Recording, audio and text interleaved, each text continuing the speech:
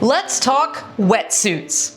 If you're involved in the sport of triathlon, chances are at some point you will experience a wetsuit legal swim. But when are wetsuits allowed? Do you even need one? And if so, what type? I'm here to break it all down so you can make an informed decision on what wetsuit choice is best for you.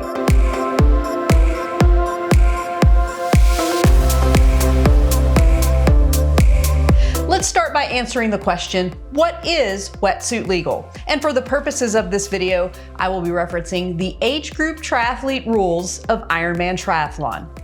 Firstly, water temperature measurement is taken by the race staff the morning of the race to determine if the swim will be wetsuit legal or not. Many races also post the water temperature at registration, but this isn't official until race morning. One thing to note is that water temperatures can vary during race week, and races can often be borderline until the day of the race. Pro tip: always travel with your wetsuit to a race that has any chance of being legal. You don't want to be caught off guard. Wetsuit legal is when the water temperature is between 60.8 degrees Fahrenheit up to and including 76.1 degrees Fahrenheit. Wetsuits are mandatory for water temperatures below 60.8 degrees Fahrenheit. Now here's where it gets a little tricky. Athletes can wear wetsuits if the water is 76.2 degrees up to 83.8 degrees Fahrenheit. However, anyone doing so is not eligible for age group awards, including World Championship or roll down slots. Wetsuits are never allowed in water temperatures greater than 83.8 degrees Fahrenheit. Even if they were legal, you wouldn't and shouldn't want one at these temperatures anyway. Now that we have that covered, let's dive into what wetsuit options are available to triathletes. Primarily, there are two types of suits: full sleeve and sleeveless. Each option has advantages and disadvantages, so let's take a look at how they stack up. Ultimately, the purpose of a wetsuit is to keep you warm in the water. Additionally, the wetsuit will provide buoyancy, allowing you to stay on top of the water better and overall exert less effort in the swim. A full sleeve wetsuit covers much of the body, leaving only the hands and feet exposed. Because of this, a full sleeve suit provides more warmth and more buoyancy than a sleeveless suit. Plus, you will be more hydrodynamic in the water, as a good fitting wetsuit will minimize drag as you swim through the water. Sounds great, but there are drawbacks.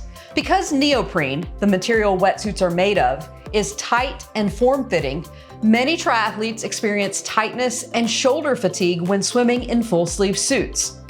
Even though most wetsuits are thinner and more flexible at the shoulders, it can still be a challenge to swim with any type of restriction if you're not experienced in a full sleeve suit.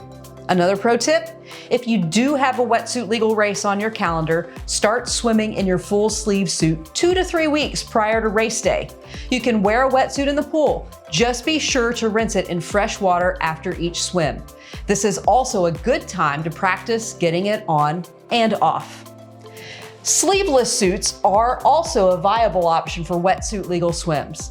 Like its full sleeve counterpart, a sleeveless suit will keep you warm and provide buoyancy, but not as much. With a sleeveless suit, your arms will be exposed to the water temperature.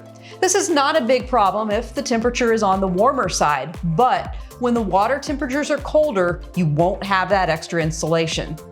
Sleeveless suits are good if you have a hard time tolerating the shoulder restriction of a full sleeve suit, assuming the swim isn't too cold. Sleeveless suits also tend to be lower priced than full sleeve suits, and it's an option to consider based on what your open water swim conditions will be. Also, for both types of wetsuits, consider it will take a little time removing the suit in transition. This is also something good to practice prior to race day. When deciding which suit to add to your collection, keep in mind what type of swimmer you are and the climate you race in. If your swim temperatures are consistently cold or cool, it's worth getting comfortable with a full sleeve suit. You also want to consider what your temperature tolerance is. If you are generally cold, opt for a full sleeve. If you are warm-natured, sleeveless might be the way to go. Now remember that a full sleeve suit will provide you with the overall speed and buoyancy advantage, but a sleeveless suit will be more comfortable and a better choice in warmer water. And if a race is wetsuit legal, you should opt to wear one in most cases because generally you will be faster with one. But this is also where practicing in one will help you make the best decision for yourself. Is it worth sacrificing comfort for speed? Only you can answer that question. Bottom line, when it comes to purchasing a wetsuit, if you can, opt for both. You never know where your triathlon journey will take you, and it's always good to be prepared. Have a great swim. And as always, thanks for watching. If you enjoyed this video, give it a like and feel free to share with others you know looking for triathlon tips.